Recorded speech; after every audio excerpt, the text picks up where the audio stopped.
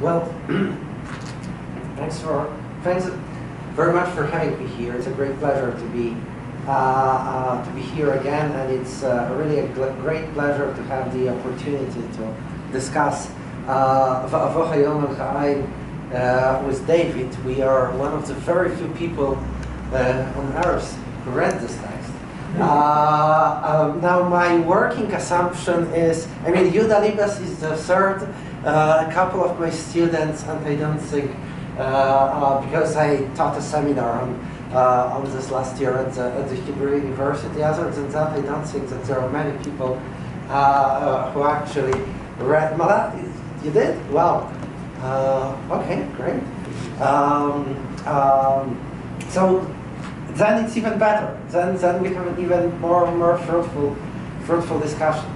Now, my working assumption is that you had the paper beforehand, so I will not summarize what I wrote. What I want to tell you briefly, I'm working on a book on Sabbatianism in the 18th century. That is to say, it's very easy to define what Sabbatianism during the heyday of the movement, when Shabtai Tzvi declared himself a Messiah, was recognized a Messiah by his prophet Nathan of Gaza, and Sabbatianism was this big messianic movement. Now, defining Sabbatianism in the 18th century is much more difficult. It's no longer a big social movement. Most works commonly associated with Sabbatianism do not mention Shabtai Tzvi by name.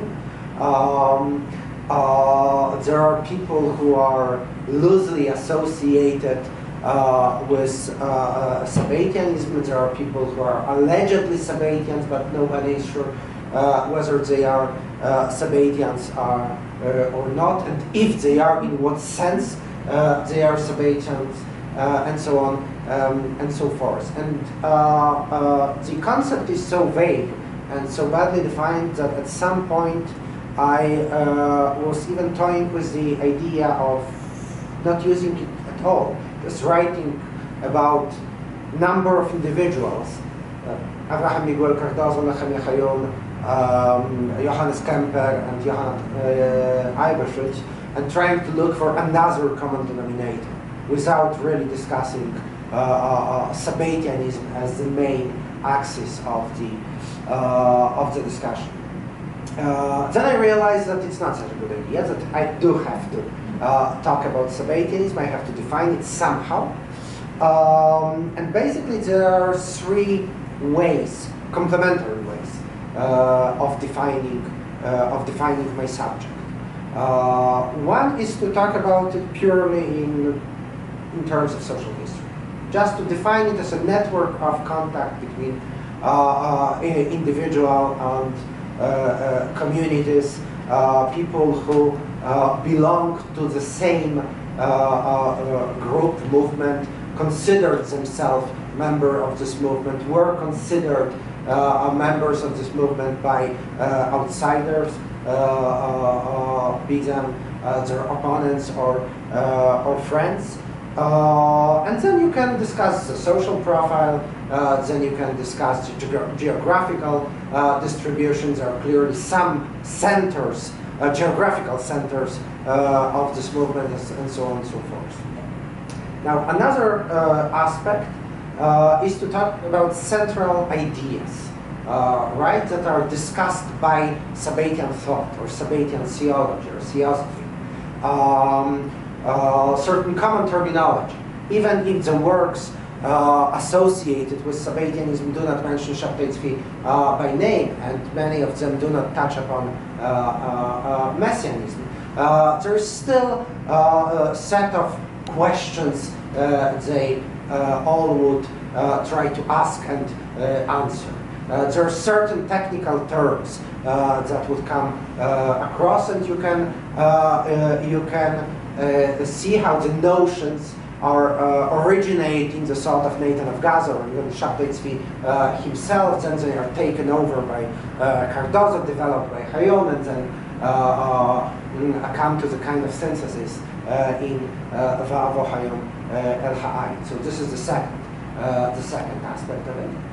And then there's the third aspect, and the third aspect interests me most, especially in the context of today's discussion. And this is Sabbatianism as a kind of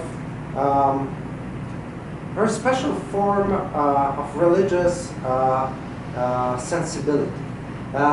Something what cannot be really defined in very narrow categories, but certain way of thinking about God, humanity, and so on, and so forth. And I think in this regard, Va'avo Hayom El Ha'ayin is extremely important. I mean, it's important for Sabbatian ideas, as David basically already Moshe Perlmutter, who wrote the first book on Va'avo, his doctorate, then Gershom Sholem and then Yehuda Libes argued that Va'avo Hayom El Ha'ayin is the kind of synthesis of earlier Sabbatian thought, the place where earlier strands of Sabbatianism mean and draws upon different schools and different groups and different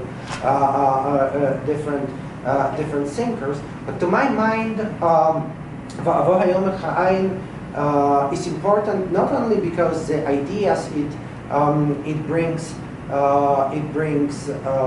forth, but also by the way it discusses these ideas, the way this text is written, and the way it expresses the certain kind of existential condition. Now, in this regard, and I think I mentioned it in this paper, I think the central theme of this book is an attempt to understand what being in exile is all about. I think this is the central theme. Shabtaot in the 18th century is not about Shabtai Tzvi, it's not about Messianism anymore. It is an attempt to rethink in a very radical way what it means to be in exile. What is exile? What is the exile of the Shekhinah? What is the exile of God of Israel? What is the exile of the people of Israel? And what is the exile of entire humanity?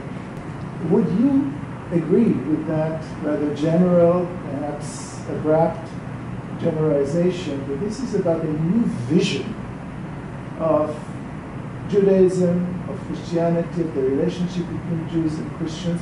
Perhaps this shows us that the 18th century, perhaps the radical Jews of the time, who were Sabbateans, who could allow themselves to separate, who have already separated themselves from what you could call conventional wisdom and Jewish messianism, have brought us in some ways the pangs of modernity. A wish to reform in some ways Judaism, Christianity, and their relationship between the two.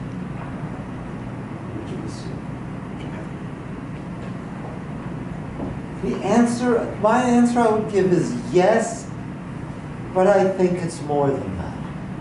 I mean, anytime I try to come up with a labeling of the ideas of this book, it falls short. So I'd say let's accept your formulation. It's a rethinking of the role of Jews in Christian society. But number one, to me, this book does not make a distinction between Christianity and any other non-Jewish religion. That Christianity is sort of the overall, I mean, surely, the author surely knows that Muslims exist, that Hindus exist, that there are all sorts of non-Jewish, non-Christian religions. And yet, he thinks in terms of the self and the other. So the Shabbatai Tzvi's conversion to Islam translates into his becoming part of Esau. And most of you, I'm sure, realize that in traditional Jewish thought, and I think the author picks up on this, Esau and Edom are code words for Christianity. Furthermore, I don't think it's just the place of Jews in Christian society. Pavel has spoken of it as the place of the Christian God. And I would even call it something more.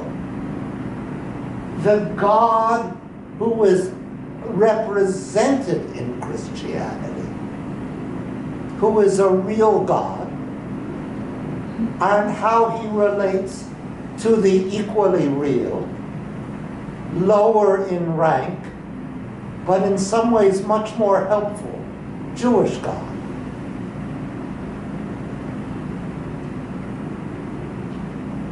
No, I fully agree. I mean, I have nothing to add. Really. I think it is what you said, and David is right saying that it's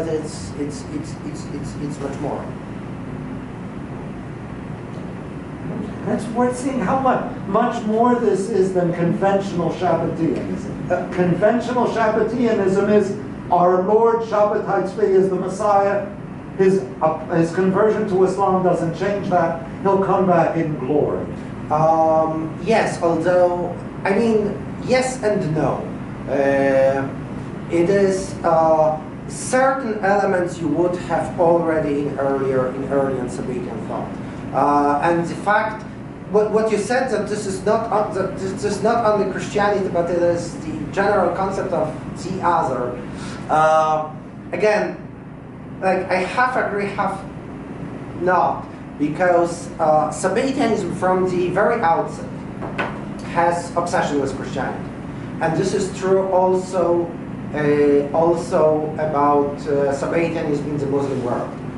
Nathan of Gaza has much more to say about Jesus than about Muhammad, whom I think he never mentioned by name, and about Islam, which he does mention, but only in passing. So Sabbatianism from the very outset has theological interest in Christianity, also in places where there is little direct contact between the Jews and the Christians, and it culminates in Va'avo Hayom El Chai.